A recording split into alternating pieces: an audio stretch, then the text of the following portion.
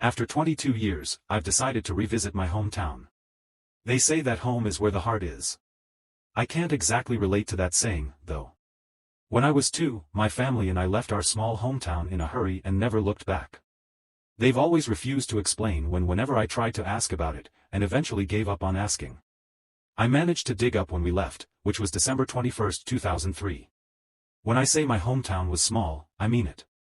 Maybe a population of 100 or less. We may do as a small community, or so I've been told.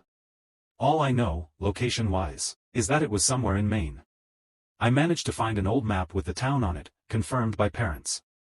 Doesn't even show the name. Other maps don't even show it, like it vanished. About a month or so ago, I began to pack stuff up for a trip. Without telling my parents, I planned to go visit the town. The goal was to try and find out if it still existed, and find out why we left. I've been planning this trip for a few years now. I've been saving up money to be able to go, and pay for gas. We live in Virginia right now, so 12-ish hour drive. I'll just skip any other background details, along with the drive itself. I've been in my hometown for about 3 days at the time of me, shakily, typing this out. Not much seemed off when I arrived, other than my GPS shutting off when I reached the town. My Wi-Fi also cut off, so thank God for data. Other than that, my first day was simple enough. The town's population had nearly halved in the 2 decades I've been gone, but they seem to still be going strong. I was given an empty home as a makeshift hotel. It ended up going wrong, so it doesn't matter. The first actual thing to scare my shitless so far happened when I left the shops. The street I was on had everyone on it. They were all just staring at me. The entire time I went back to the donated house. They even followed to keep staring. I felt my heart rate rising as I approached the house. Some were getting closer. I turned the knob and slowly opened the door. Then I looked back. And they were all gone. Not vanished, but there were less people, and they were behaving like regular people, just walking around town. I quickly entered the house and locked the door after that. After that whole fiasco, I decided to call my parents to tell them how I was doing. I had to keep up the ploy that I was actually in Wisconsin. I had to choose somewhere basically as far as the town. They always seemed to act strangely if I ever mentioned the town, no less visiting it. So I thought it was best to go in secret. The call went smoothly until my mother asked me, in a suddenly stark tone and hushed voice, if I had seen something she referred to as the stars. She said they weren't literal stars though, they were eyeless people who would stalk people for years on years, right until that person entered their hunting grounds. She told me she knew where I was, and I wasn't safe. Then she laughed it all off and went off about that all being nonsense. But something tells me that it wasn't. I grew up knowing everything happens with a reason. That night I set up my phone to record the front door while I was asleep, but it was limited because I had to keep it charging throughout the night.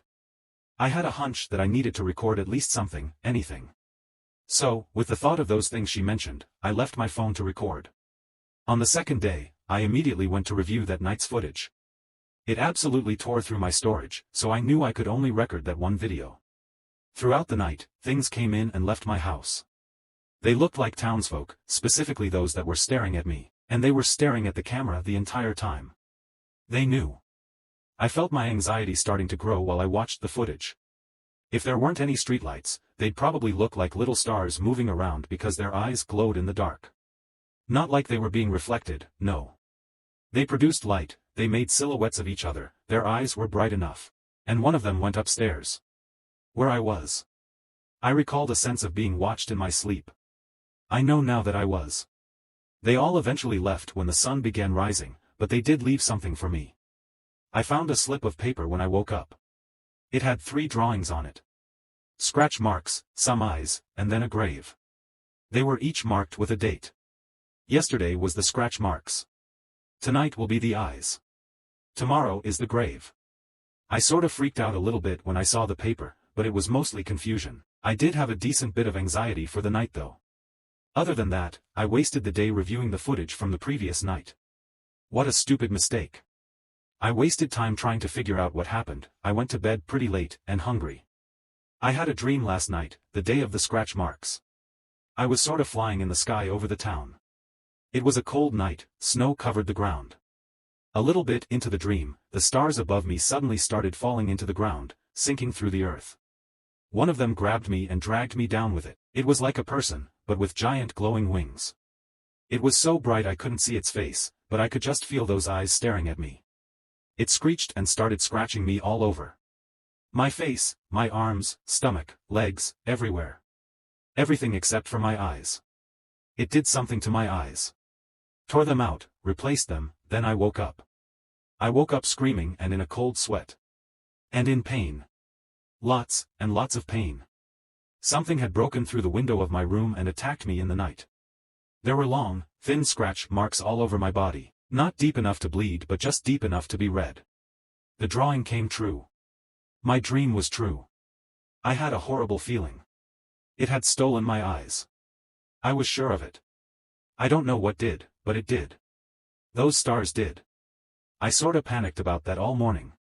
At the time of my writing this, it's almost 5 p.m. My eyes seem normal. I found some basic medical supplies in the house, so I sorta treated the wounds in hope they didn't get infected. I'm too scared to leave now. I feel like whatever those stars were, whatever those people who stare are, they'll follow me. I'm scared for my mom and dad. I should have just trusted that the town wasn't a place to return to. I'm scared they'll go for my parents. God damn it. I'll be staying through the rest of today and through tomorrow. I managed to get all of this rambling to one of my friends, thank God again for data. I told her as much as I could and, after I post this, my account is forfeit to her. I don't want them to have this account. I will return whenever I leave this town with the truth. Until then, I hope I can see you all soon. Thanks for watching. Subscribe to my channel for watching more interesting videos. Where I was. I recalled a sense of being watched in my sleep. I know now that I was. They all eventually left when the sun began.